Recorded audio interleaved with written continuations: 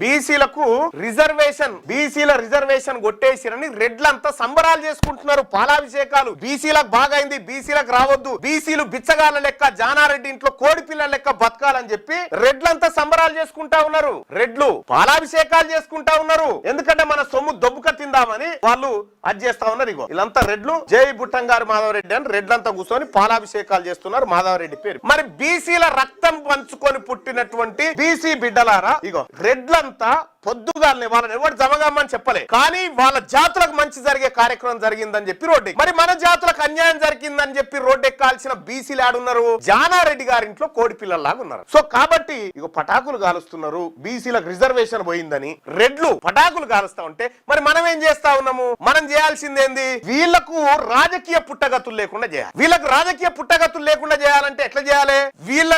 వీళ్ళ చేతిలో ఒక్క ఓటు కూడా బీసీ తల్లి రక్త మాంసాలు పంచుకొని పుట్టినటువంటి ఏ ఒక్క బిడ్డ కూడా వీళ్ళు నిలబడితే రెడ్డి అని పేరు కనిపిస్తే ఓటేయదు, వెలమ రావు అని పేరు కనిపిస్తే ఈ ఇద్దరికి ఓటేయకూడదు. ఒకడు కోడి పిల్లల్ని ఎత్తుకపోయేటువంటి గద్ద టైపోడ్ అయితే ఇంకొకడు కోడి పిల్లల్ని మింగేటువంటి పిల్లి టైపోడు.